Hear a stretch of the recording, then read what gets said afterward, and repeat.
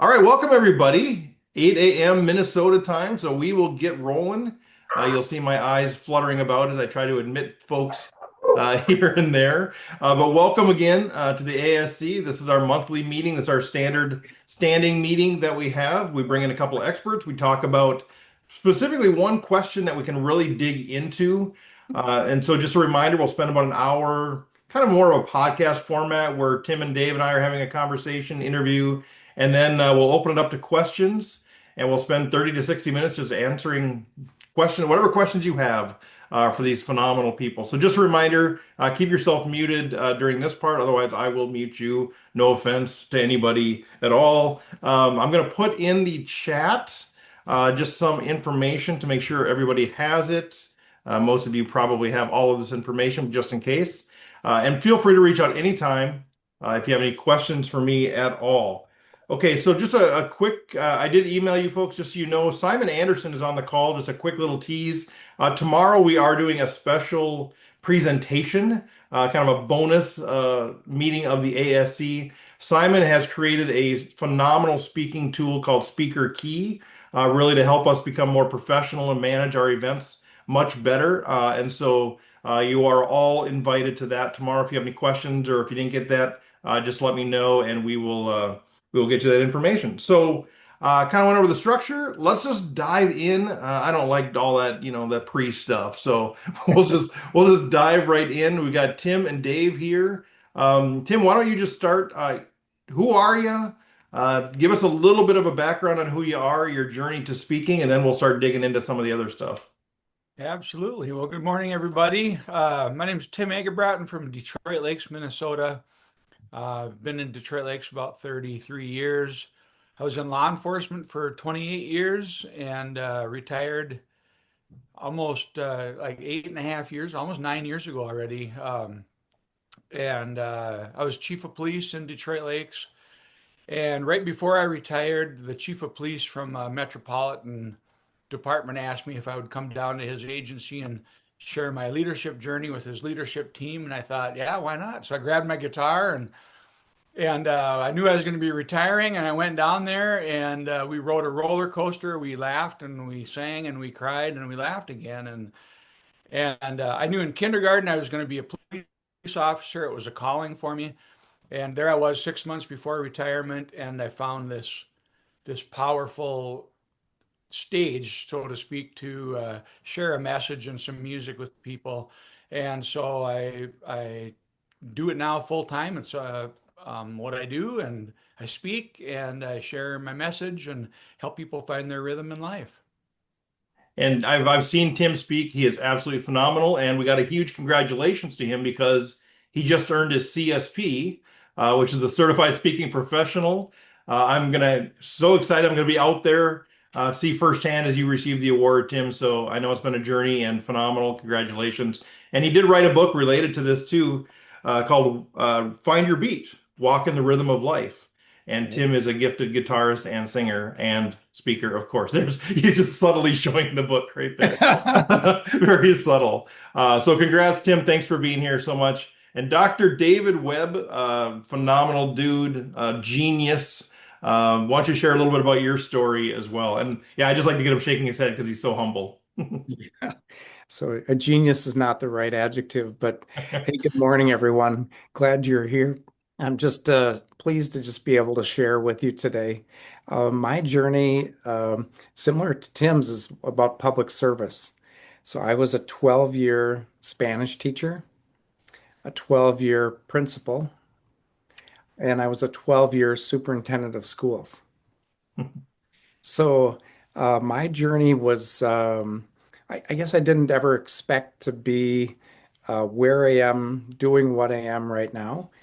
But my wife became ill and I needed to retire early from the superintendency and I had to redesign my life. So part of what I'll share today is how do you redesign your life when all you know is public service into the shift of being a public speaker. So happy to share that today. One tip, early preview, is that I ran into Cinder Kamphoff, who was in the National Speaker Association. And she said, you know, if you want to do what I'm doing, you should you should write a book. You should join the National Speaker Association and get in the Speaker Academy. So it took me about 12 years to actually get this book up and out, just like my 12-year other journeys. But it's been a rock and it's been a really good push point for people to get to know you, see you. And so I recommended my book coach to Tim. So we both had the same book coach, Kevin Johnson, that helped our journey. So I'll stop there and you'll hear more of my story later. Yeah, that's great. Everything happening in 12. We're all excited, like what's going to happen after 12 years of speaking? Like what's it going to be? But yeah, a great book. He also has, the workbook that goes with that. I've actually used some of Dave's content for leadership workshops that I've done. He was gracious enough to allow me to do that. So phenomenal, phenomenal stuff. All right, so let's talk. I mean, obviously you guys have a wealth of knowledge, the experience in the journey, and we could talk about a million different things. Today we're going to focus really on outreach because I think as we polled the group, as we all talk about this, it's one of those things where it's like, okay, we want to speak. We think we're good on stage. We've got something to say. We've got a message. We can make impact, but how do we get the gig? And I think there's, long term, some people want to be connected to bureaus and all those things. And, that's where some of the stuff comes inbound and we all want the direct inbound stuff. But to build the business, a lot of times it involves this thing called outreach, which seems like a bit of a swear word, especially for those of us who don't really know where to start, or we just don't like sales, or we don't want to be a pest and all of that. So today's conversation is really around outreach. How do we find the people that are looking for speakers? And then how do we reach out? How do we do it? So we're going to get a little nuts and bolts on this thing. So Tim, let's talk a little bit about your kind of the role of cold outreach in your strategies. Right. I'm a keynoter. That's what I do. I'm a one-trick pony. I do keynotes. I have one keynote and called Finding Your Beat the Rhythm of Life. And so when I started, I retired at age 50. So I knew I didn't have 18 years to build it organically. And so I hired a coach, speaking coach, and so she helped me kind of form my message. But the outreach, it literally was like the low-hanging fruit first.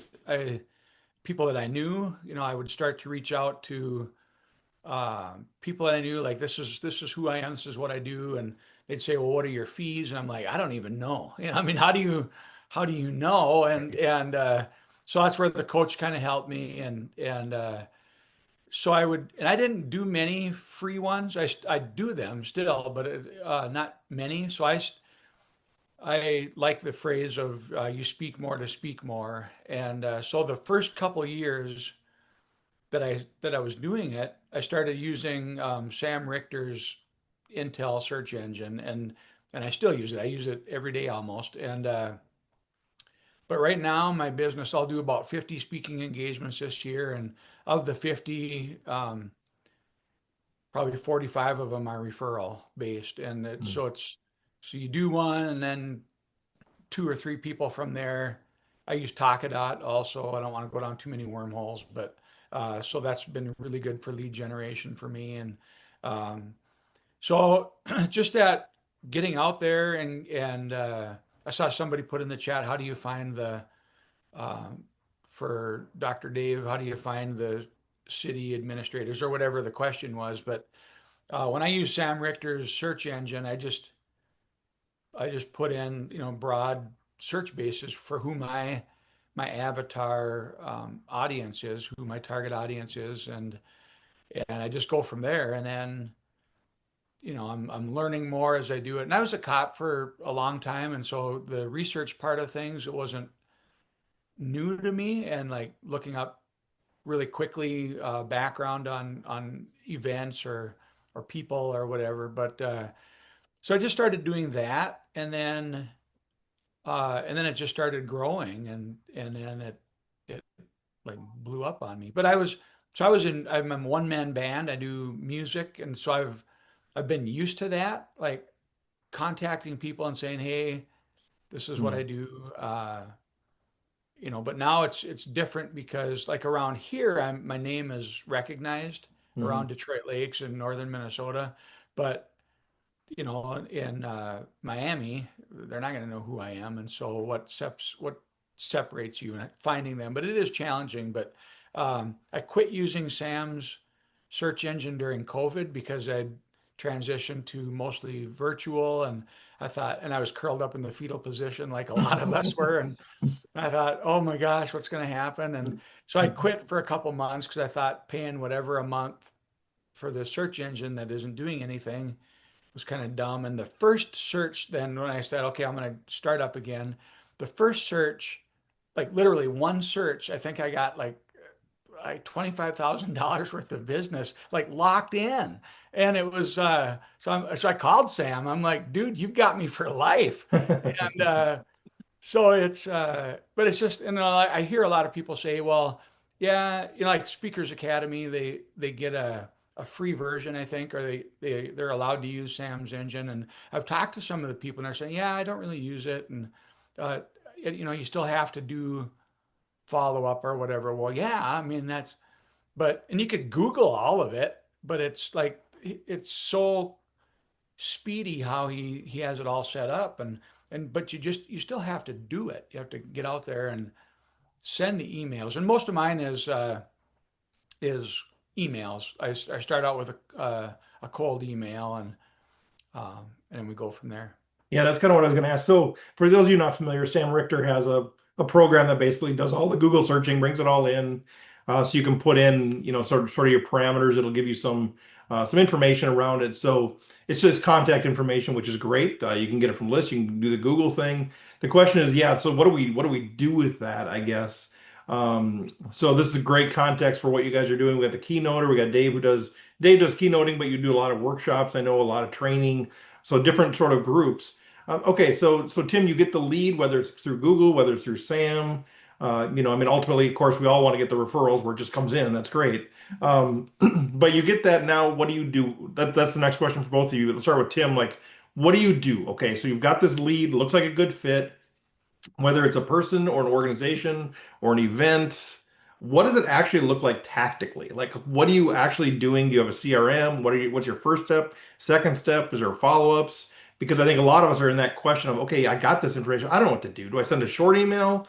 Do I send a long email? Do I send a video? Do I call them? Do I send a flyer? Do I just show up at their door? Like, what do I do? And then kind of the process, but then also like, what are the magic words that have worked for you? Like, what is it that actually gets them to pay attention and have that conversation? So, Tim, why don't you start, and then we'll have Dave chime in.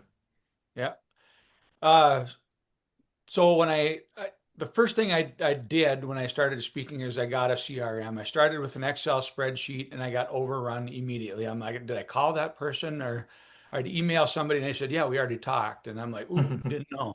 And so I got a CRM. I used Copper CRM first. Now I'm on Zoho, I work with SpeakerFlow. And so I get the lead, whether it's in person, we're talking, or I'm at an event and they say, hey, we got an event, or if it's somebody I find on Sam's search engine or whatever. So my first email is always pretty brief and just like, this is who I am. I have the advantage, I guess, of like, I say I'm a retired police chief from Detroit Lake. So right away, I think they're going to like read the next line anyway. And then they see my picture and I've got a guitar and it's like, well, what's this about? He's a cop or a musician. What is he? And but I keep it really brief. And then in my signature line of my email, I do have a little 2-minute video, it's really weird because it's a professional video and it shows me speaking and stuff, but it doesn't really show my message. But that 2-minute video has done so much heavy lifting for me. When they'll read my email and then they'll click on that. And so many organizations have said, that's what we want. We want that, what you did in the video. And I'm like, well, that's what I do. That's all I do. And I'm not, I do magic too. Oh, Yeah, what? How'd you do I that? know. It's I that can't wait good. for the replay so I can break that down. All right. But so it's just that, and I'm not one like some sales people will tell us, like 13 touch points or something. And I'm like, that's restraining order time for me. I mean, it's, if somebody's contacting me 13 times, it's like, no. Yeah.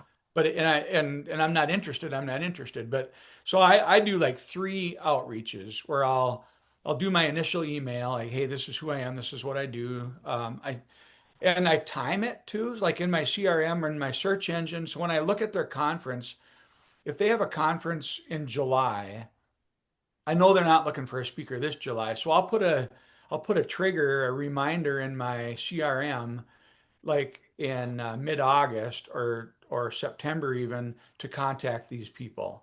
And I'll find the event, I'll find the association. Most of my work is with associations. I don't do a lot of corporate, but it's mostly with associations. So I'll find their president, their incoming president, or their executive director if they're a bigger association. And I'll add all that information into my CRM and I'll put a little trigger. So September 3rd, I'm going to contact this association because I know they just had an event in July.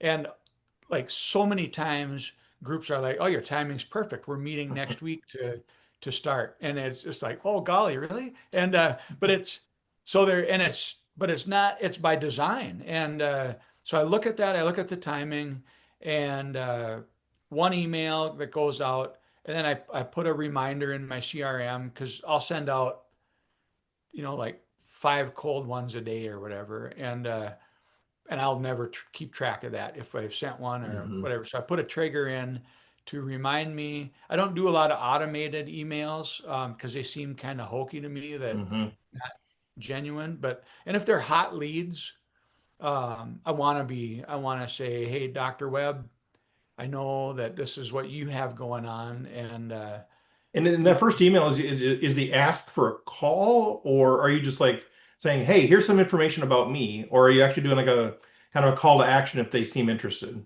call to action. Yep, I see And you have a what's the conference call? coming up, or you have an annual conference in July. Yeah. Uh, I know, and I look at their websites, and if it looks good, like they do have professional speakers that come in, and if it lines up with my values, I'll just say, this is who I am, this is what I do, and I'd love to chat with your committee or whoever's in charge. And then most of the time when I'm emailing, my first email, it is going out to the executive director or the president or whoever the top people. And I don't track the analytics like how many get bounced, or I don't do all that. I know a lot of people do, uh, but like when I do hear back, and I hear back from a lot of them, and they'll say, "Hey, thanks. We forwarded your information to the committee." If they've CC'd those committee members, that's even better because then now I'm adding them into my CRM, and then I'll let it sit there, and then I'll track it in my CRM, and it'll have if it has a little red check mark next to it, that means I got to do something with it, and click on it, and it'll say follow up So with what's your somebody. timing for follow-up? So whether, let's say, two cases, one case they respond and say, "Hey, we got your information. Great. We'll pass it on. We'll take a look." How Yeah. long till you follow up with that group? And then the other group is the people that never responded at all. Is there a timing for following up with those folks? Yeah, I think if I don't hear back from them, I'll hit them again in the next week. Okay. And then if I do hear back from them, if they say, passed it on to your committee or our committee, then I'll wait. It depends on when the conference is. Maybe I'll wait a month and just say, hey, this is Tim checking in. Do you have any questions for me? Is there, sometimes we'll get on a Zoom call then. And if I'm on the phone with them or on a Zoom call, Mhm. I close like Yeah. lot more than just continually emailing. But some of them and they're all busy, and I get that. And I tell them that, I was police chief. I got tons of Mhm. emails that not interested, not interested. But I want to make their job easier too, because they're searching for a lot of different speakers, Yeah. So the they're not going goal to is get. ultimately to get them on a call, right? That's like always the Yeah. goal, right? If we can just talk to Oh them, yeah. we can explain those things. So let's say, okay, you got the group that, responds at some point, you got that thing. And then, okay, so you've got what I hear from you is you're using the CRM as a tool, not automation. It's so there's some specific things that you put in, like, oh, I'm going to follow up with them in a week or 2 months. It varies based on the situation. But let's just do one more. Then I want to give Dave an opportunity to get into this too. But so Tim, you send that initial email, no response. You send another email maybe in a week or so, and depending on the situation, no response. How many are you doing? Do you see any fruit from number three, number four, number five? Is it worth our time to keep going? Like, give me a little feel for when you feel like you no response for a couple of those. What do you do next? On the second email, when I send it out, then I do a LinkedIn request also. I don't want to do it all on the same day. Like the Hmm. first email goes out, a LinkedIn request, and then it looks creepy to me. Like who's this guy? Is he stalking me? So like the second email, if I still haven't heard from them, then I'll go through it and I'll look at their LinkedIn profile. I'll try to connect with them on LinkedIn, and then by the third email, I'll just say, I'm not going to bother you anymore. I know you're busy. Um, Sometimes they say, sorry about that. Hmm. Like, hey, I've been trying to get back to you, whatever, been busy. And sometimes I don't hear from them.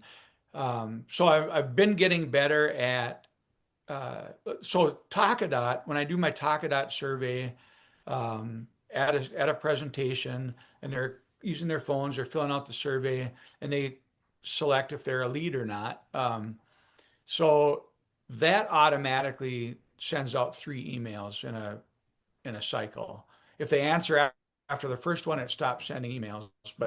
Uh, but by the third one, and that's just kind of my rule, is I do three, and I know a lot of the A-list speakers would say, no, you got to do more, and you got to pick up the phone and Okay. whatever. I don't know. It's working for me, but Yeah. Well, super yeah, helpful.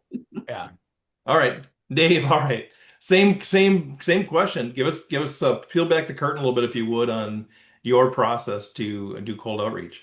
So it sounds like your model is really depending on people that you've spoken to getting new jobs. That sounds like that's sort of your model is as they rotate around, they bring you in. But so I mean, but really, it sounds like a lot of your outreach is really organic. It's building relationships that you had. It's building new relationships. It's speaking for free. It's doing all these things, but people see you, they get to know, like, trust you, and then you're good at kind of, taking the next step with them and giving them, hey, here's some other things the way that I can serve you. Not here's the amazingness that's me. Here's the three different ways that I can add value and help you in your leadership and all of that. Well, so I love this because it's, and I know both of these folks could talk for hours, but like there's such a different approach. I don't know if you can sense this. Dave really kind of this organic, build relationship, free, build this, have multiple offerings, have a sort of a robust set of offerings that you can offer.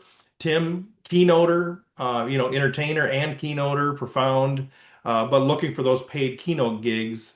And so it's different. You can kind of see how the different uh, outreach strategies relate to their actual end game and what they're trying to do. And I think that's an important piece of this is knowing what you're trying to do. What kind of experience do you really want to have in this world of speaking to know what sort of outreach strategy supports that?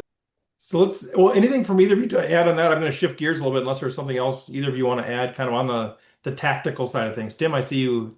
Yeah, I Yeah. just so when I was going through the Speakers Academy, and it was so frustrating because it was like, well, how, what do you do? And I would take all these notes, and then Kit Welchland from Minnesota here, now he lives in Florida, but he came in and he talked to our class, and I was like, I had to crumple up all my notes, because he's just, and then Ross Bernstein too. Ross is at a super high level, but he's one too that says there's no, just because Dr. Dave is doing it one way or Steve Fredlund is doing it a way, whatever. I mean, it's, you do it your way and how you want to do it and what fits your lifestyle.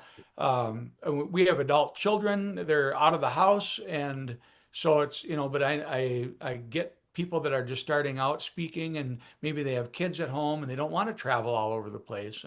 And so everybody's going to be different. And so don't get too hung up on that, but do something, find what fuels you. I just did an event last night. It's 40 minutes away from here, and she found me because she came up to me at a music gig that I was doing, and we started talking. And she lost her son to suicide about Mm. 9 months ago, and she has a thing that she does with high school kids. And she asked me, she said, I can't pay you. I'm like, where is it? When is it? Let's do it. And but it's like, because that's what fuels me. This woman that's trying to make a difference in her own life, figure out things for her, and then try to help people around her. I'm like, I'm all in on that. And I'll do the full fee events too, of course, and I love those, and those are equally as fulfilling. But find what fuels you, and what trips your trigger, and run with that. And that's the tricky part, right? We hear that all the time. Like, there's no one way to do this. Do what fits you. And then as a newer speaker, though, you're like, but I don't even know. We're still, some of us we're still trying to find our voice and what we're trying to say. And now we got all this. Right. Is it a CRM? Is it not a CRM? Send emails, leave voicemails, make videos. I mean, all these things where I think so many of us are trying to find, well, what's the right way to do it? Hmm. And there is no right way, or they're all the right way, whichever way you want to view that. And that almost makes it harder. We want somebody just to say, here's what you do. But then Yeah. sometimes we follow that course of action and it's not consistent with who we are, or it just kills us. Like we just hate email, or we just hate talking on the phone, or we just hate Google searches. And so I think that is the piece that, yeah, like you said, kind of find where's the joy even in the process of outreach? Is there a way to find that and then pursue that? But that's the tough part, I think. Hmm. Okay. Let's shift gears a little bit. So, okay, we got a group here and I see some questions in here. Feel free to answer those in the chat, you guys, or once we open this up, then feel free. We'll start tackling those questions. But there's kind of one more area I really wanted to, I guess, get your thoughts on to prime the pump, maybe for further questions or to give some insight. And that is, we got a everybody here is kind of in different stages of their career. Some people are trying to do keynotes, some people are trying to do training, some people are trying to do coaching. So I mean, it's across the board, but generally there's people that are either, pretty new, starting out, even just exploring this thing, started to do some free events, but don't really have any video, don't really have any marketing materials really yet. Let's first address that first group. What's your advice from an outreach perspective on how do we start to grow this thing? How do we start to build this thing? And maybe you guys have touched on it a little bit already, but what would you specifically say to people in this group, whether watching live or on video, that are just kind of starting out and want to figure out how to do outreach? Tim, you want to tackle that one first? Sure. Uh, yeah, we like you said, Steve, we've already kind of touched on it, but I think that you just have to sit, like in your office or in your space, or sit with yourself with a notepad and just start writing down that the low-hanging fruit, the people you already know that because you have a street team already, Hmm. probably, people that are in your corner, whether it's a brother-in-law or sister-in-law or cousin or whatever, somebody that works at the Mayo Clinic or wherever, I mean, you know somebody from something. And so just start writing down, just like not even format it, just write down ideas, and then those are easy outreaches because you already know them. And so you contact them and say, look, I don't know if you heard, but I'm transitioning from this job and I'm doing this, or I really feel like I have a message that I can help your nurses or whatever, and I see that there's a problem out there. This is a problem I can help solve. And because it's not about us, it's not about us as the speakers, it's about our clients, like what issues they're having. And we've been given a set of tools, whether we've earned them or worked for them or whatever, where we have a gift that we can share and it can help their situation or their whatever it is that we're going in to do. And so start with that low hanging fruit. Um, if you live in Timbuktu, like, we're Detroit Lakes is really kind of in, we got Fargo, North Dakota, which is bigger, but there is truth to that. If the farther away from home you go, the more of an expert you are. And I don't do very much in Detroit Lakes at all. And but like Fargo or Minneapolis or wherever you are, find those organizations that resonate with you, and that whatever your background is, that you would have some a little bit of credibility that they're going to at least acknowledge you. If you're 25 years old, right out of college, well, what college did you go to? Did you do sports? Did you, if you did sports, well, what is it you're trying to say?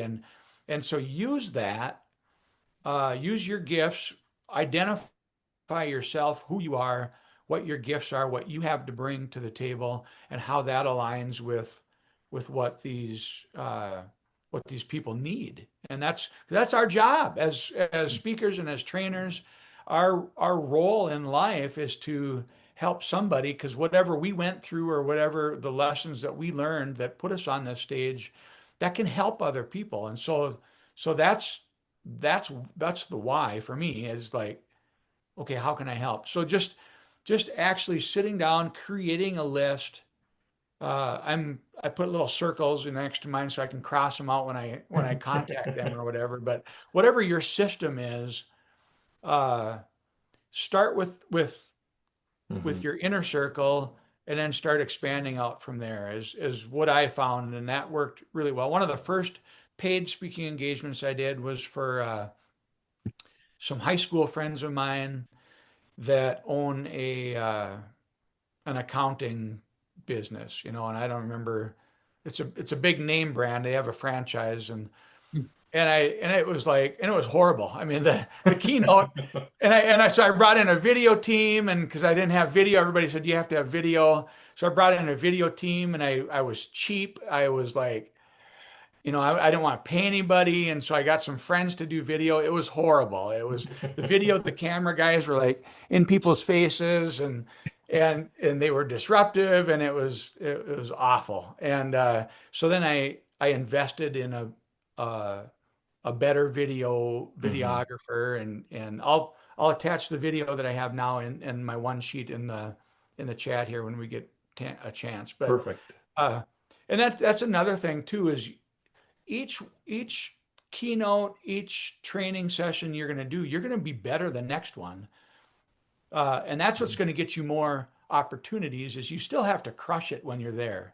And you're going to crush it even more by being honest with people and by being open and vulnerable and all those keywords that, if you're fakey, my topic is very emotional. We talk about mental health, suicide, and all that. And so we ride this roller coaster.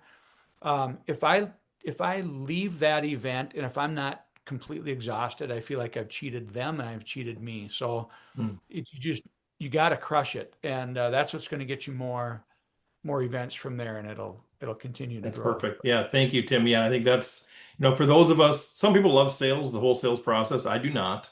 And that's why, for my strategy is, yeah, just put the time and effort into the on stage work, because I want to get the referrals, I want to get the recommendations, because the more I can do that, the less I have to do sales. And so that's part of my strategy to get out of doing sales. But yeah, there's no substitute for being great on stage. And I feel So, like I hear it in there too. I mean, there's the book piece of it, which both, right? It gives you credibility, but it also, helps you shape your content. I mean, all of these things, I think it's a mutually beneficial thing for all the speaking you do. But I'm also hearing in there really an element of, for newer speakers, really getting clear on the problem that we solve. And I know that's sort of a cliche thing, but if we just think, okay, we're going to get hired to speak because we're really good, that doesn't do much, right? But you figure out like, okay, what do I do? How do I actually help people? And who needs that message? There's your starting point for outreach. Awesome. Well, let's just shotgun some of these questions that are in the chat. And then we'll just open it up, and whoever wants to ask questions about this certainly can. And so if I don't represent your question correctly from the chat, please correct me. But going back, Sig just said, okay, so how do you get the list of all the city administrators, or lists like that in general? Sounds like Tim is using the tool that you can kind of search on that. And I think that a couple things on that, like one is being more specific on what you're looking for, because I think as you get into this, you realize, okay, this is almost an infinite amount of potential contacts. So I think a lot of people are just like, oh, I'll just find all the contacts of all the everybody's and whatever. And this is a lot of work, and for maybe a little bit of a fruit. So this sounds a little more focused on, okay, I'm looking for who needs the solution to the problem that I solve, and where do they gather, and let's go find them. That's what I like about this is kind of a really a targeted sort of approach on that. So I think that that's really good. Okay, Sig asked, I think this was probably for Tim. What's in your 2-minute video at the bottom of your emails? I just added it to the chat too, but Cool. Okay. it just shows like energy, like moving, how I move on stage. People, when they're watching a video, everybody's busy. Nobody's going to watch a hour-long keynote video, and I wouldn't want them. I wouldn't want to send them an hour-long video, but they're looking for some energy. So my videographer, adds some music in the background, and it like builds, and just like my keynote does. And so it just shows some movement, and like what I'm doing on stage. Very little content, and because the content that I'm saying that I'm going to do, that's going to come out in my conversation with them. And when I call them on the phone and they say, this is what we're doing, and our nurses are burnt out, our administrators are fried, our employees are whatever, and so and this is what I do, and then so when they watch that video, um, it's like a one sheet whatever. I mean, it's everything combined in a little 2-minute clump. And of that 2 minutes, the analytics show that they're still only watching like a minute and a half of Right. it. And they just can't get that last 30 seconds in. And just because, but that's the reality, is that you're getting, people are scrolling. This group here, you're just one of a billion people that are trying to get their attention. And yeah, I want to go back just a half a step, Steve, like when Yeah. we were talking about, uh, do you need a book? Do you need whatever? And it can be so overwhelming. And the speaking business is still new enough for me where I remember vividly, like, how the hell do you find these things, and where, what do I need to do? And a one sheet, and every corner you turn, someone saying, well, no, I'll give me $10,000 and I'll help you along your process. Right. And but I would just remind everybody that none of us have gotten to today without like our whole lifetime. And Dr. Dave wasn't always Dr. Dave. He wasn't always a superintendent, and I wasn't always police chief. And um, so get out there with what you have. Do the best with what you have when you have it, and then start building that. You're not going to have a quality video out of the shoot. It's not going to happen.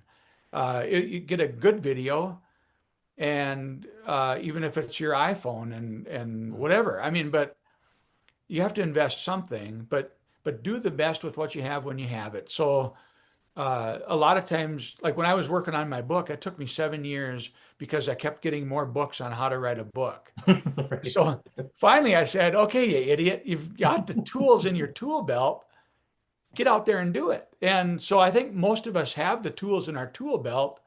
We have the idea. We obviously have the ambition because you're here. So take that next step, and don't, and get the book at some point, and get the video at some point, and get all of that, the fancy whatever, bells and whistles, but don't let that hold you back from sharing your message and starting your journey. Mhm. Don't wait for all the tools to be in your tool belt, because you'll never have all your tools. Yeah, as soon as you think you have the tools, then there's a new socket wrench that, is Oh yeah. bigger and better and, than all the other Yep. tools that you've ever had. Yep. Good. Okay, let's. I think the listening thing is such an underrated piece, and I know for some people it comes very naturally. For some people it doesn't, because we want to sell ourselves. But yeah, that listening to what their problem is, or researching it in advance from the perspective of, if I was them, what would I be thinking about? What would I be concerned about? Versus, here's the solution. It's what's their need. And I think just a quick anecdote. I mean, for me, I ended up getting like an egg business event for a soybean related event. And so, I dig into that, start figuring out what are they dealing with, what's going on, and all this stuff. I don't know anything about soybeans other than I know what they look like in the field. But from that process of understanding, okay, what's going on in Brazil and the global demand and all these other different things, and in the food industry, all of the stuff, just even sharing those little tidbits of things, I bet, though that's now created, I think, 4 or 5 events from that. And I think that's just because, and I think it's largely because I tapped into what their struggle was, not because of my experience in soybeans. I've never farmed soybeans. So I think that's a critical thing. So I think either, listening and or doing research from the perspective of not how can I sell myself, but what do they really need? What are they really struggling with? And then you just sharing that opens up doors because they're like, okay, this person gets us. So I think that's a huge thing. There's a lot of great stuff in the chat. So please, everybody kind of read through the chat. Good stuff in there. I do want to grab at least Tony's question here. And Tony, you can feel free to jump on, but he's basically asking you guys for your paid speaking gigs. Roughly what percentage are you receiving full fee, whatever full fee is? And have you found that you have a better chance of getting full fee or close to it when you're discussing finances over the phone or video as opposed to email?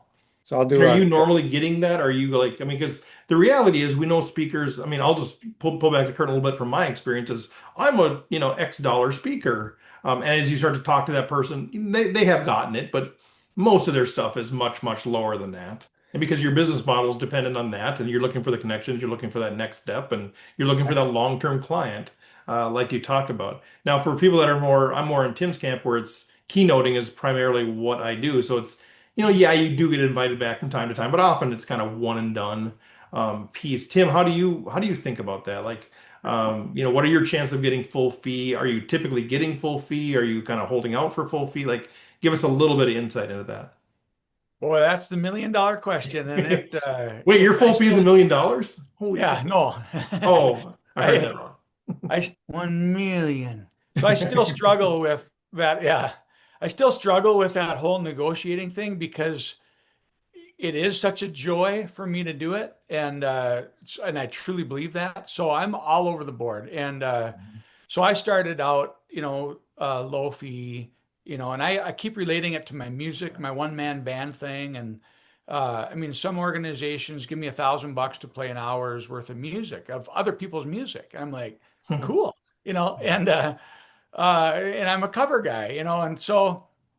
Um, so my mindset was there, like, okay, well, I'm providing value, but like what Dave said, that when you're starting out, I didn't feel like I was bringing some value, and the more reps I get in, the more I recognize that when people are coming up to me afterwards and say, "You changed my life," well, that's providing value, and so more and more, and so when I have a conversation, most of my work is with associations, and they're in that 5,000 to maybe 6,000 or $7,000 range for a keynote, and but I start out at 10,000, and it's so I've toyed with the wording, I've toyed with like I want them to show their hand first. Steve, you're a card player. Yes, I sir. want them to tell me what but they never do, and it's like, and I get sick of the cat and mouse stuff. Yeah.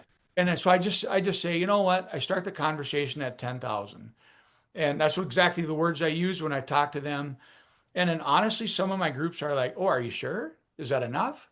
And No. I'm throwing up, and so I had one group that I was negotiating with, and I was face to face with this event planner, and she had a lot of events, and she's like, so what do you think for your fees? And I said, well, I'd like to get 8,000. And she goes, are you sure? And I'm like, oh crap, I just said 8,000. I'm not gonna, oh, did I say eight? I meant 10, and so I said, yeah, 8,000. And then so I did that event. It went really well. And she had more events lined up. She Yeah. said, hey, I want you for this one. How much? I said, 10,000. She goes, are you sure? I'm like, stop that. And I'm like, dang it, why don't you tell me? And so I do get $10,000 at times, and percentage wise, I have no clue. Like the one I did yesterday, um, they passed the hat and stuff, and I got like $300, but it was like I'm all in. Hmm. I will do that all day, every day, and but so I don't know percentage wise. I think for my associations, I think like a good average would be $5,000, and then they cover my Hmm. hotel, my meals, If I'm flying, they'll pay for my airfare too. So Well, thanks for sharing that. 'Cause I mean, that's consistent with what I hear about, whatever your full fee is. But most speakers, at least, well, I'll say every speaker that I've ever had an in-depth conversation with, will do the free, we'll do the 300, we'll do the 1,000, we'll do the, if it's in my backyard in July for $500, sure. Like, I mean, some people I've heard really hold firm to that, but everybody I know is like, yep, I've got a kind of a standing fee that I'd like to get, so they kind of know what range I'm in. They know the experience level, but at the end of the day, it's negotiable. And that's the fee thing. We've had a conversation with that already about with event planners and bureaus, and it's just a tricky thing because I think a lot of us we want to have fee integrity, whatever that means for us. Like, why are they getting it for two when this company's paying five? Well, because they asked. Like, I mean, there's really no rhyme or reason sometimes to it. So you have to kind of find what works for you, what you can live with, how you want to communicate that, and all of that. Um, I got one more yeah, little please. add Yeah. on. I sent a referral to Mark Scherenbrock, and Mark Scherenbrock in the Minnesota chapter. I mean, he's in my opinion, he's one of the top of the top. He's amazing. I've heard him speak twice, and He's the nice bike guy if you haven't heard of nice him. bike. Yeah, he's amazing, absolutely incredible, top tier guy. And I had done this event in Virginia Beach for $9,000. It was a great group, and they were generous, and so I thought, well, I want to refer somebody that I know would crush it for them. And so I emailed Mark Scherenbrock and my event planner, and I was like, hey, here's your speaker for next year. And Mark replied, thanks, Tim. I think he's probably in that $30,000-$40,000 Yeah. range. And then he said, we do outreach, like once in a while, I'll take a thing. I'm thinking, in my mind, I'm thinking, Virginia frickin' Beach? Are you kidding me? Right. 9 grand? Are you kidding me? And then Mark is like, yeah, maybe I'll consider it if I have time in my calendar. And I'm like, dude, so yeah, it's all over the board. Yeah. Whatever trips your trigger and whatever, and that whole fee integrity thing. Ross Bernstein's a friend, and he's $1 million dude, and he gets 20 grand, for a keynote, but he'll do the library board for $1,000 too. I mean, Hmm. and he's open about that. And it's like, that's how I want to model my business. It's good for them. It's good for me. And it's like, why wouldn't you? But I get it. And I don't diss people that say, I don't get out of bed for less than $20,000. And I think, Right. well, That's more their power to you, that's buddy. their right to do it for Yeah, sure. exactly. So Jen asked, do either of you have an example where you quoted a rate? They said no, probably due to budget, but then later they came back and paid your full fee. Does that ever happen? Not No, not for me. me. Yeah. Jen, did you want to elaborate, or do you have that situation, or go ahead and unmute and Yeah, well, thank you for being honest. I was just curious because there have been examples recently where that happened. I knew they had a certain budget they were working with, and I quoted under that budget, but they came back and they're like, well, this other person did it for X dollars less, Hmm. and they're local. And I'm like, okay, well, I'm going to keep nurturing that relationship. But I was just curious if there are examples where they do keep you on their wait list and or they do consider you, because I followed up and I'm like, well, is this a good fit for your program? She's like, it's perfect. So like I knew it wasn't a matter of not meeting the needs. So I was just curious, looking for the hope of Hmm. people, coming back into orbit and saying, hey, we want to bring you on now. Hasn't happened. Yeah, Yeah, I I have think, not had it either. So that's kind of the thing. Like if you want to play hardball, that's fine. But if it's sort of like they say this and you say, well, I'm not going to do it, the odds of them coming back and changing their mind probably limited. Maybe it happens, but there are a lot of speakers out there, so they probably if they have a budget. And again, that's kind of like this understanding the speaker business, and they're all different. But they might not be the decision maker, right? Somebody says, okay, you have a budget of $3,500. Go find us three potential speakers. And if you say, nope, I'm five minimum, you're not in the mix. You're not being presented as one of the options. And they're not the decision maker. They can't say, oh man, we can stretch for this person. They're just normally kind of doing their job and bringing them three $3,500 options, I think. yeah, I'm no king of negotiations at all. I'm horrible at it. But like But when I do start that conversation at 10,000 and they say, well, we have 3,500, I say, okay. Done. Me too. And, This is and why there's I try to no, work through bureaus as much as possible. I'm like, the 25% I give to a bureau is more than worth it for my yeah, lack of negotiation. Like, if somebody offers me five, I'll have them talk down to two by the end of the conversation. Like, I mean, it's just that I'm so bad at it. Yeah. So, all can I right. give So you a what free other coffee mug too?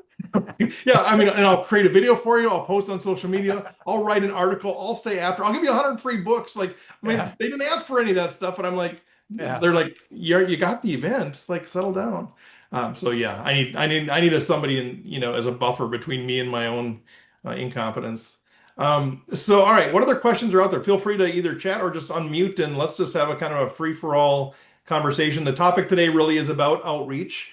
So if that's your question, but as we've already talked into fees, we got two amazing speakers that have walked the walk and kind of talked the talk that are resources available to you. So Melody, I saw you pop up with your hand, so go ahead. Yes, for first in, because I'm actually going to meet with somebody about speaking at 9:30, so I got to hop off a little early. So, Great.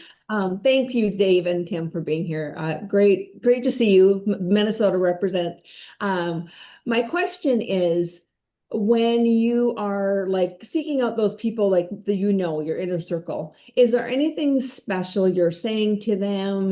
Because I feel like sometimes it's hardest almost with the people who know you, because it's not that they don't value your expertise, but I think it's that space of like, oh, well, you're just Melody. You just like, I just saw you talk last week at Chamber, and it was good, but like, who's am I going to pay you, or how do I bring you in? So is there any tips that you can give us in terms of how do you nurture those relationships for the people that are closest to you to actually see you as something different than they know you as? So I think like that for me, transitioning from that school system space to now I work in home care, to like, how do they see me like as a new, I don't know, incantation of myself? That's tough too when people know you. I do an event, I'll show up and they're thinking they're getting the one man band that's going to be making up songs on the fly, and they really maybe didn't do their due diligence. And we've had but they know me as Tim the entertainer or Tim the cop, and they're thinking I'm going to come in and talk to them about shoplifting, whatever. And so that's my role then, is to like let start that communication. They'll say, well, yeah, but your Melody, I know you from your background, and you're saying yes, and this is what I'm doing now. And so there's a trust. That's one thing that they maybe not have when you're just doing a cold email to somebody you don't know. But Mhm. so they trust you, they know you, and they trust you. But I've been doing this uh, professionally now for almost 9 years, and there are still people in my closest circle. They have no clue what I do. They've never heard my presentation.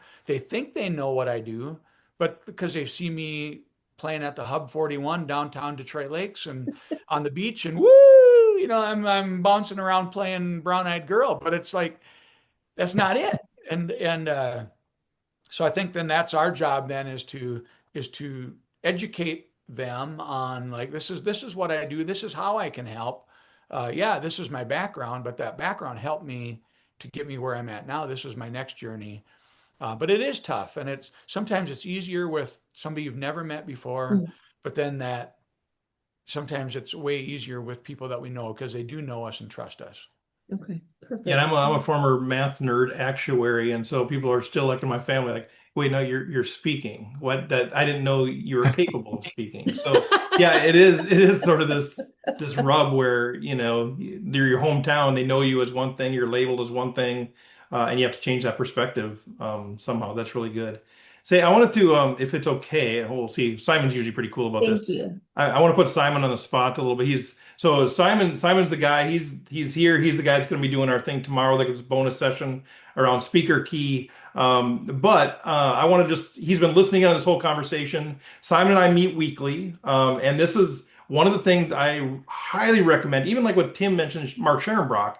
Find your people, find your fellow speakers. I mean, this group is great. It's a bigger group. Find a small group of people one on one.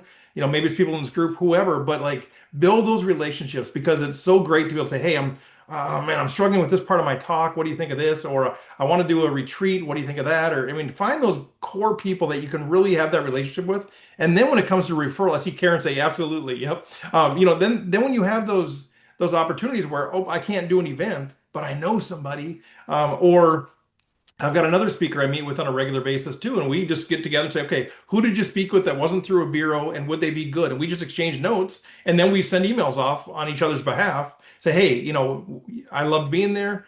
This person would love being there. They'd be great. So I just, as far as building the business, anyway, that's a total aside. But the reason I mentioned that is because Simon and I have built that kind of relationship where we're every week we are just digging in and saying, all right, well, how can we get better? Here's what I'm struggling with. But I want to he's been listening in, so I thought maybe there's something in here that Simon has some knowledge of or insight there that maybe the rest of us could benefit from. Simon, can I put you on the spot to share any thoughts you have?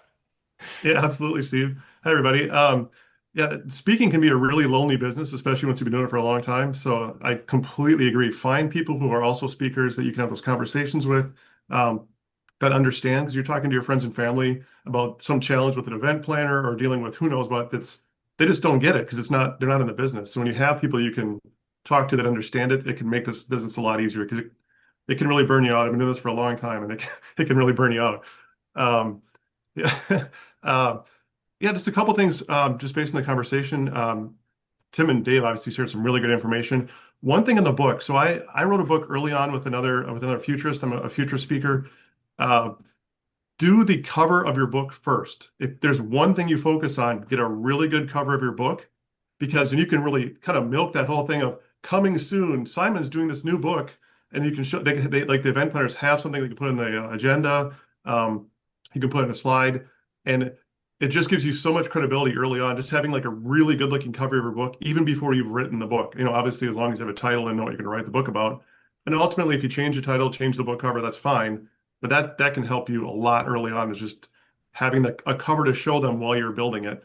My mentor early on always said they're not going to necessarily read your book, but they're going to pay you to come tell them about it. So even if they never read it, you just get to come tell them about it. Quickly, the second thing on the book piece is with our book, we did a new version like 3 years later, which just added a few more chapters and some updates in some of the chapters.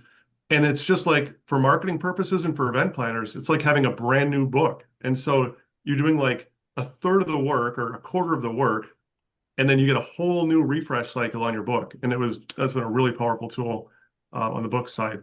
Um, yeah, I think I'm not going to go on too long here, but the number one thing I think I would focus on is work on your keynote first. Like 90% of your time should be on your keynote. I think Steve and I are both the same, that we like to build systems, and we're doing all these different spreadsheets and all these different tools. And my one regret, I think, I've been doing this since 2011, is I really wish I'd have just done so much less of that and so much more of just focusing on making my keynote the absolute best keynote, because that's the number one way you're going to sell yourself and book events, is having a keynote where people are like, who is that? They need to speak at my event, versus having all your tools and spending hours and hours cold outreaching and everything like that. So anyways, I'll leave it there. If anyone has other questions, I'm happy to answer. And again, I'll be around tomorrow too, or a call tomorrow. Thanks, Simon. Thanks for jumping in. Bonus wisdom. All right, what other questions do we have for this illustrious group? Hey, Hey, Jen. Steve, Yeah. Oh, Jen, and then Sig. Awesome. Thank you, everyone. Just a quick question, because we've talked a little bit about decision makers. So, what are your best tips? Like, outreach is one thing, but you're probably going to get the initial person, the gatekeeper. So, like, do you have any tips or tricks in terms of getting to the decision maker or to the person with the budget? I know I've done the thing of trying to figure out who that is, and sometimes that can be a game to figure out who is actually the decision maker. And or you might have someone working as an intermediary on your behalf and saying, "Oh, I gave your information to this person," but they don't share who they're giving it to. So, do you have any suggestions for how to navigate that? So how do you get to them, Dave? So I mean, maybe just expand on Jen's question. Like, okay, so I mean, you're maybe just doing direct outreach there, but have there been times where there is that gatekeeper and they're like dealing with them? Like, how do you make sure that you're getting the ear of the CEO? Tim, what are your thoughts? Uh, yeah, again, mo most of my groups are associations, and so I'll find the association information. I'll look for their president, their whole like president, vice president, secretary, treasurer, all that. But then the bigger associations actually have an executive director where that's their full-time gig. And so they're the ones that will ultimately make the decision, but the executive director will take the information from the committee. And so the committee is kind of making the call. And they're, so I'll just, my first email goes out to all of them. And then, yeah, sometimes they'll say, yeah, we'll forward the information to your committee. They won't give me that information, but then I'll just keep digging and sometimes I can find, mostly using Sam's search engine, I'll find, like their meeting minutes. And that's like almost like eavesdropping. And I love it because then you can see that they're looking at Karen Thorpe and Tim Egerbrotten to speak. And then I can email them and say, Karen just got arrested yesterday, and so she's out of commission. And You do a background check on her. I can frame Karen and then knock her out of the contention. But I would never do that, of course. But it is, and that's not Thanks, often. Tim. Anytime, Karen. But when I do find those meeting minutes, or I'll find the meeting minutes from like last year when their committee has met and they're discussing.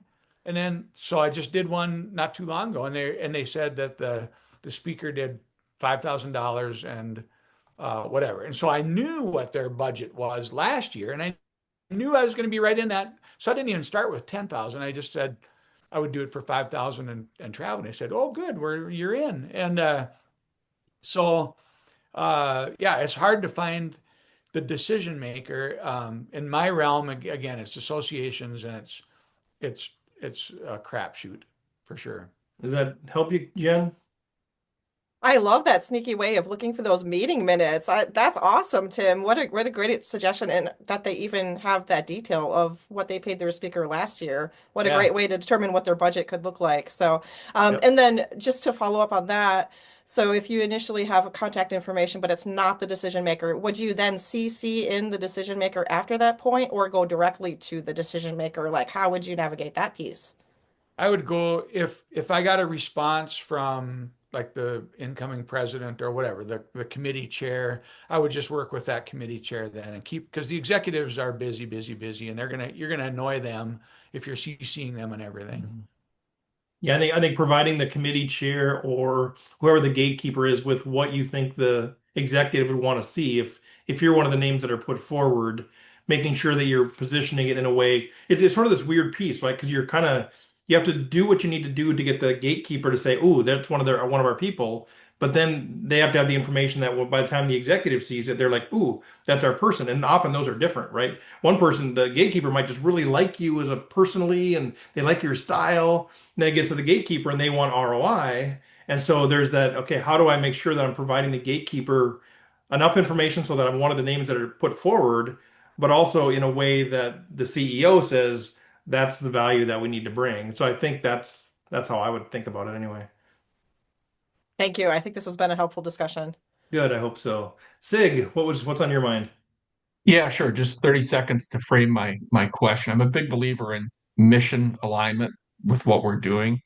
And so for me, that means some pretty specific things. So 45 weeks ago, I had a cardiac arrest and died. It was an AED that saved my life and police officers, Tim. And in the late 90s, I actually worked at a company called Survival Inc., which was the pioneer of putting AEDs in the marketplace. Um, Little did I know I was prescribing that for me 25 years in the future. I'm working on a formal partnership with the American Heart Association to be an ambassador for them and do a whole bunch of work for them, largely free. And for me, that's super aligned. So I'm curious if Tim, Dave, or anyone else has formalized partnerships with organizations. Could be Tim, the National Association of Chiefs of Police, NSA, Dave, I'm sure there's all kinds of principal and teacher organizations. And if you have formalized them, what does that mean and entail, and what have been the components of that? Great question. I don't do any. I haven't. I heard Karen or Kristen talk about that too, and It intrigued me, but I don't have any connections with anybody. I'm more of a one and done. I go in, do my keynote, and then it's the next organization. But yeah, I'd love to be sponsored by an Nespresso coffee, and we'll see, like all of that. But yeah, I think that's a great idea. I think if Taylor Guitar would sponsor me too, that would be sweet. One thing I've looked into, Sig, is I talk part of my thing is getting the right peeps in your Jeep, surrounding yourself with the right people. So I've approached Jeep. Is there anything we can do there? But with this idea that even some kind of a sponsorship, but then having maybe there's a local dealer that's invited to come in and do the introduction of my talk or something. I mean, it's but something like for your AED, maybe if there is a brand. Especially if it's the brand that saved your life, if there's a way to kind of integrate that and say, hey, I'll mention this in every talk, or if they could provide a sponsorship dollars to allow you to do free talk, say, hey, I'll use the money for some of the, I don't know either. I don't do it, but I've investigated that also because it feels like low-hanging fruit. So maybe there's a way to connect. Tim. To add on to that, I think what a lot of people do and what I think is good is just start talking about, tag Jeep and do all these different things, not without any intentions of doing that. I do that with my Taylor guitar. I do it with my hearing aids, Starkey hearing aids, in the cities. And so I'll tag Starkey and I've had conversation with them but it's just like with no intentions of other than just letting people know that I love my Starkey hearing aids and if it works out someday, great. If Taylor Guitars said, hey, we want to sponsor you, but they have that Taylor Swift girl that's kind of doing a little bit better than I am. And so Taylor Swift is kicking butt and they're not You, going to you know. might be a little more value heavy I don't know what I am. I'm just heavy. Stig, I saw Karen mention that there is going to be, I don't know if you're going to Influence, but there's a session at Influence about that. Great. Yeah, I won't. I was at the winter meeting and I have so much on my to-do list that Yeah. I gotta focus on what is already on my list. So I don't need new stuff, but I Yep. would love to hear about it. If anyone wants to connect after, Karen would love to hear about it. Yeah, Karen said, sure, I'll probably attend that session as well. We'll see. I was on the fence on going to Influence until Ega Brodden and I think Jan Lehman and Jack Stallman all got their CSP. I'm like, all right, I gotta be there. It's like being on the rail for a big poker tournament when your buddy's at the final table. Like I gotta be there and celebrate. So, all right. And other questions. Steve, can I just ask? Sherry, Is there a process? you came on video, so I assumed you must have a question. Yeah, Oh, yeah. Go ahead. My Wi-Fi is a little jacked up, it seems. Dave, I have a question for you. Well, first of all, I want to thank all of you gentlemen because this has been fantastic, and I especially appreciate that you're not creepers because I so often hear you need to follow up 13 times, and that makes me wildly uncomfortable. So I appreciate that not doing that is working for you. Okay, so Dave, I also do coaching and consulting. And so my question is primarily for you because I kind of go in with this intention of speaking for free. And sometimes that creates some awkwardness because people might be willing to pay me. So just the other day, someone reached out, an association reached out. I have done a lot of free stuff for associations. So my intention was, oh, I'll do this for free. So they reach out, and the woman, after some discussion, says, well, what are you thinking from a free standpoint or from a fee standpoint? And I said, I'm willing to do this for free because I like, I speak to associations. Da, da, da. She said, well, we can pay you. So then I ended up saying, okay, well, $400 would be great. So how do you do that given you generally go in free? Generally, and then you do training after that. Do you have some guidelines around that, or what's your general approach? Okay, Ahead, actually, I do have a follow-up question. Oh. So, Dave, I said I was done, but I was kidding. Okay, so let's say you speak somewhere for free, and then someone from that session says, "Hey, I'd like you to speak about the same thing to my group." And so it's not a half day. It's just, hey, basically redo what you did here. I'd like you to do it over here. And so it's maybe an hour, right? So do you say, I'll do that free of charge? And I realize this is in the weeds. This is the stuff I overcomplicate. Okay. And it's tricky, the old Thank you. adage of, if you speak for free, you get more free gigs, that kind of thing. And maybe Sherry, that's kind of your thing. And maybe there's something you can do on the front end of the first one to say, I'm doing almost like Dave's model of I speak. The first one's free, but almost to kind of set that expectation of, I'll do the first one for free, but just so you know, after that there will be a fee. And I know some speakers, even if they reduce their rate, they will not have an NDA, but they will really tell the event planner, please don't share this, that I spoke for this rate with anybody, because they don't want to get more of that. So just, yeah, it's tricky. Sure. Elizabeth Swan, the great one. I was wondering, when you do say, okay, I start at 5 or my rate is 10, when you come down from that, when you invoice, do you say, fee 10 with a 50%, 80%, whatever discount, and then just so it always stays there, but you list what they got as a discount? I used to do that, but I stopped, and because it's so all over the board. And yeah, so I used to, like, piggybacking off of what Dave said with not feeling, if I remember providing value. I did a presentation a few years ago for the Moorhead Public Schools, like all of the teachers, sort of 1,000 people in the room, $6,000. And I thought, man, that's a lot of money. And so I have these challenge coins that I made. So I gave every person, I brought 1,000 challenge coins with me, and they're like $3.25 a piece times 1,000. And then when I had left the room, because I thought, well, God dang it, that's a lot of money. And so I wanted to add value to what they were getting in addition to what I'm saying.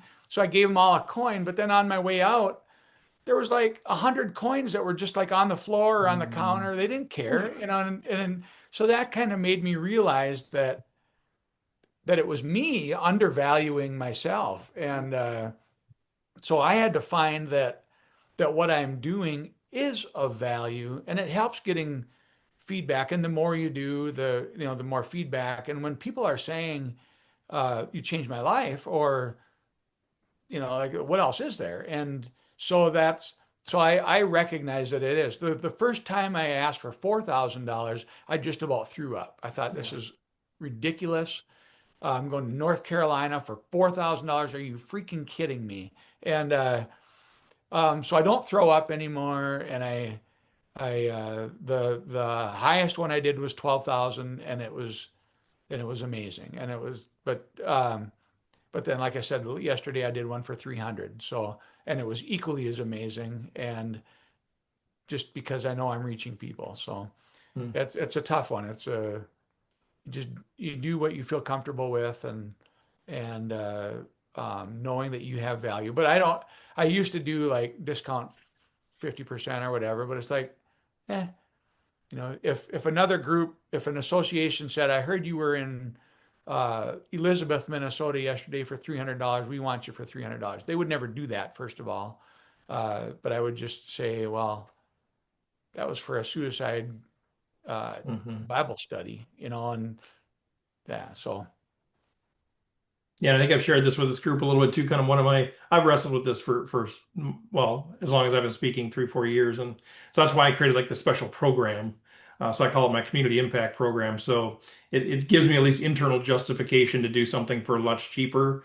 And then it gives me the external justification if I were to ever be asked, well, why'd you do it for this much here? Well, that was part of this program where there's certain qualifications. So I don't know. It's a interesting thing. What other questions do we have? Dave said he'd be right back. Other questions, comments from the group? Sure. I'll ask another. Yeah, please.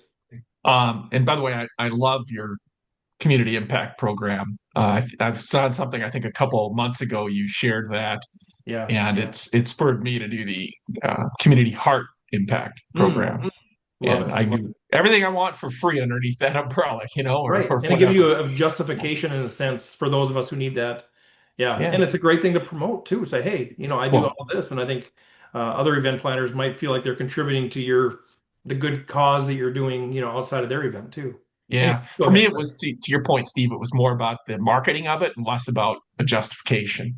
Yeah. Um, but so Tim and Dave, if he comes back, my question is, um, focus and sort of one-on-one messaging versus overarching umbrella messaging as part of outreach. And I know, Dave has his home run program. Steve, you have your peeps in the Jeep. Tim, I don't know if it's about I am, I can, I will, what that overarching, and how much do you try and have broad overarching things that you're putting things within versus, Tim, you're customizing each of those 5 emails every day. And if you are, then does that still fit under some overarching theme or umbrella? And how do you think about that interplay? Yeah, my general theme is find your beat, the rhythm of life. So that's the title of my book. It's the title of my keynote, Finding Your Beat. And so beat meaning walk the beat. So the cops get that, like I'm Yeah. walking the beat, they understand that. But also the rhythm of life and how do we find that rhythm? So that's my overarching theme is find your beat, or finding your beat. And so that's my emails. So what I've started doing within the last 6 months is I'll craft an email and then I'll run it through Chat GPT, and then it gets specifics about the organization, ties in because it knows who I am now and ties in my strengths and what I can bring. And so it's crafted individually, but it's like less than 2 minutes of my time to do that crafting, and it's very quick. And then I'll go through and I'll edit it so it makes sense, and just to make sure. But it's a very quick thing, and depending on what stage we're at, but it's the overall theme. And so for like my presentation, it literally is law enforcement was my low hanging fruit, and that's who I spoke to. And if I never speak to a bunch of cops again, I'm a-okay with that because it's like dragging a 600-pound anchor for 75 minutes because they sit like this. Mhm. And the jokes, the funny, hilarious jokes are like this. And the gut wrenching, I'm gonna make you cry is like this. And I'm like, oh my God, you guys, come on. And so that was the low hanging fruit. And so but finding your beat, that applies to everybody. That applies to people that stay at home and work from home and that are retired and that are just out of college. And so it applies to everybody, literally. And that's by design too. And that's because that's who I am and that's what I want to talk about. And but it also, I'm not, it's not me forcing my message on people. It's people still asking for it. It's they're asking for it and I'm giving it. It's not me saying, here's my message, like it or not, this is who I am. So it's still me, them asking for, this is what we need. Can your message help? And I say, yes, it can. Does that help you, Sig? Mm-hmm. Good. Yeah, thank you. Christine, I saw you unmuted. Is that because you want to have a question or is that accidental?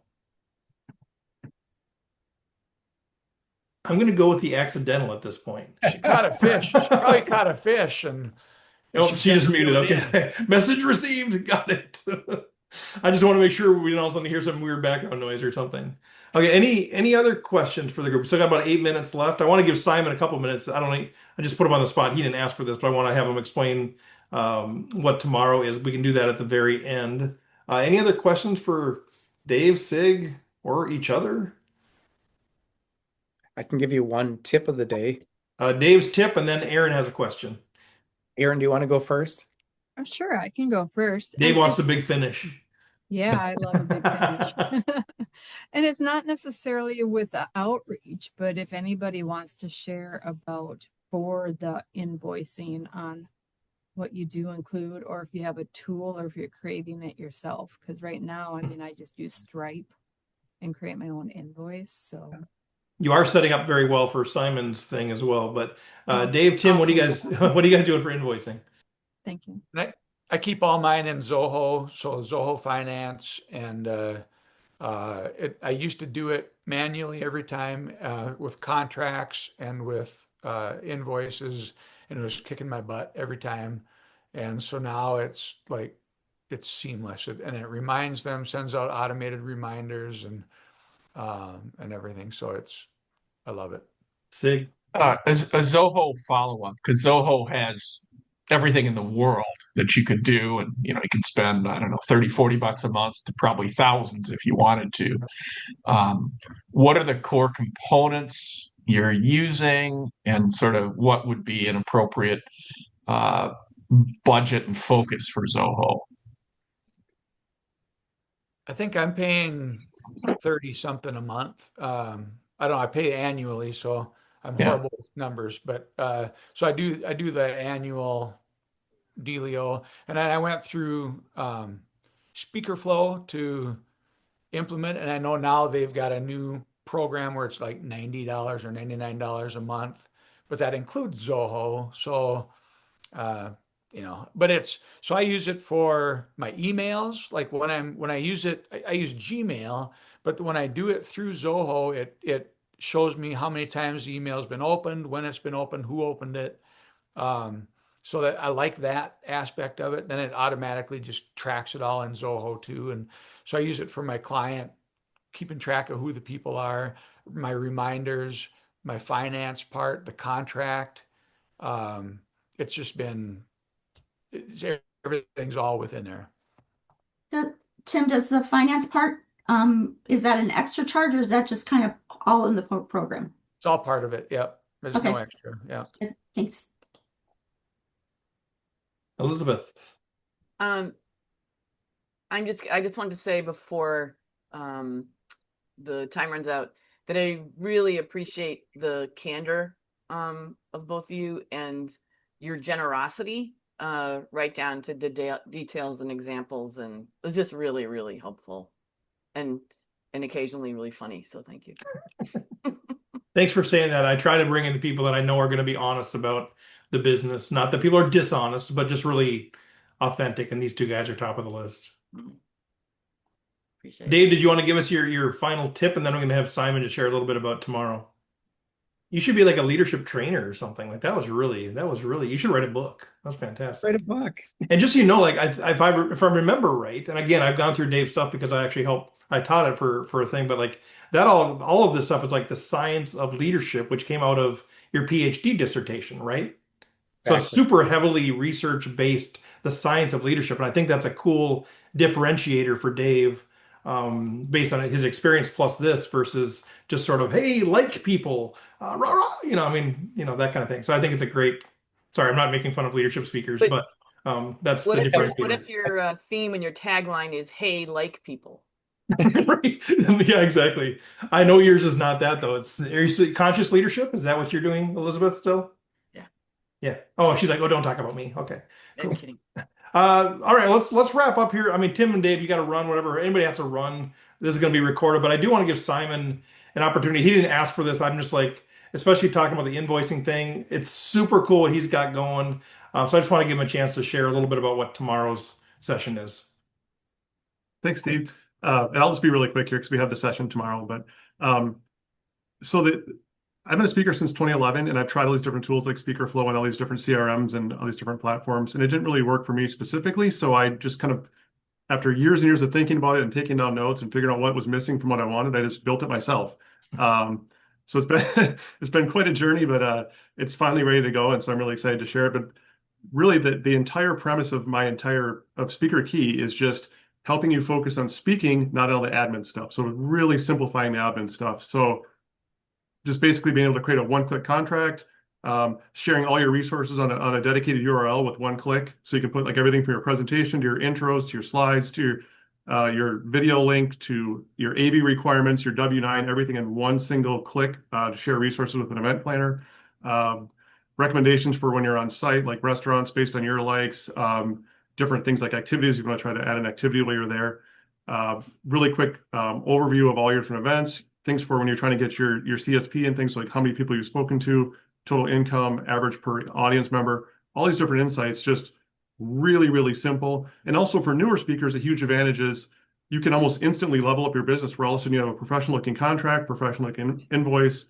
Everything's just turnkey basically. So it's just trying to solve the problems that I had building my business over the last 14 years. So that's kind of the whole premise, just helping you focus on your keynote, which I think is the absolute most important part of your business, and spending a lot less time working all the admin stuff. So Yeah, that's what I the love about it too, it's not really like a CRM replacement as much as it is like no event management. So, because for me, I mean, business management. Yeah. yeah, because I mean, I still use Google Docs for my invoices, so different versions and all this kind of stuff. And you're okay. I need to share slides with this planner. I need to send them my W-9. So for me, it's leveling up more than it is like a CRM type of thing. So, and I would encourage you guys to join and ask questions. Like whether again, it's not about the sell thing or whatever.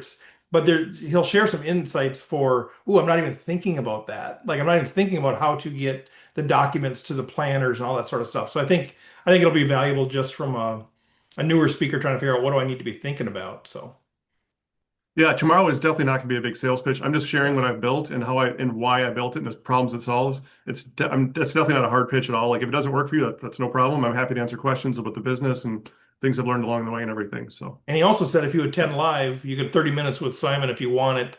You can talk about the thing or just talk speaking, whatever's on your mind. So anyway, I've learned the hard way a lot and a lot of lessons over the years. So yeah, I'd be happy to just talk about your business. So. Well, any other final comments, Tim, Dave? Oh, shoot, we're over time. I try to always end right on time. Any final quick comments from either of you two before we sign off? Sherry's laughing because we're like 1 minute over, but I hate being over. Yeah, thank you for today. Appreciate it. Thanks, Dave. Yeah, likewise. Thank you all so much. And if I can help anybody, let me know. And it's a wonderful organization, or this whole world of speaking is incredible, and love it. You guys are awesome. Thank you guys so much for just giving your time for all of us. And thanks for joining on here, you guys. We'll see you next time. Thank you. All right. See ya. Bye.